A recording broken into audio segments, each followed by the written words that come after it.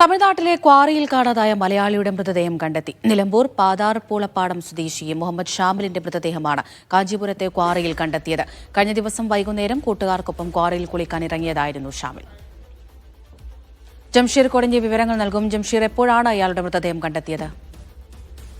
ഏതാണ്ട് 3:50 കൂടിയാണ് മൃതദേഹം കണ്ടെത്തിയിരിക്കുന്നത്. ചെന്നൈയിൽ നിന്നെത്തിയ മുങ്ങൽ വിദഗ്ധരുടെ നേതൃത്വത്തിൽ പ്രത്യേക മുങ്ങൽ വിദഗ്ധരുടെ നേതൃത്വം നടത്തിയ തിരച്ചിലിനൊടുവിലാണ് അല്പം മുമ്പ് മൃതദേഹം കണ്ടെത്തിയിരിക്കുന്നത്.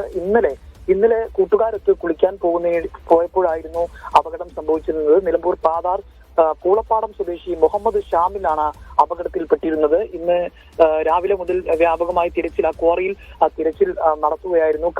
തമിഴ്നാട്ടിലെ കാഞ്ചീപുരം ജില്ലയിലെ ഒറകടം പോലീസ് സ്റ്റേഷൻ പരിധിയിലെ കുന്നവാക്കത്ത് ക്വാറിയിലായിരുന്നു കുളിക്കുന്നതിനിടെ അപകടമുണ്ടാവുകയും ഇദ്ദേഹം ഈ മുഹമ്മദ് ഷാമിൽ മുങ്ങിത്താഴുകയും ചെയ്തിരുന്നത്. തുടർന്ന് കൂടെയുണ്ടായിരുന്ന സുഹൃത്തുക്കൾ വിവരം നൽകുകയായിരുന്നു. ഇതിന്റെ അടിസ്ഥാനത്തിൽ തിരച്ചിൽ നടത്തുകയത്. ഇന്ന് നടത്തിയ വ്യാപകമായി നടത്തിയ തിരച്ചിലിനൊടുവിലാണ് അല്പം മുമ്പ് മൃതദേഹം കണ്ടെത്തിയിരിക്കുന്നത്. അമൃത. ശരി ജംഷീർ.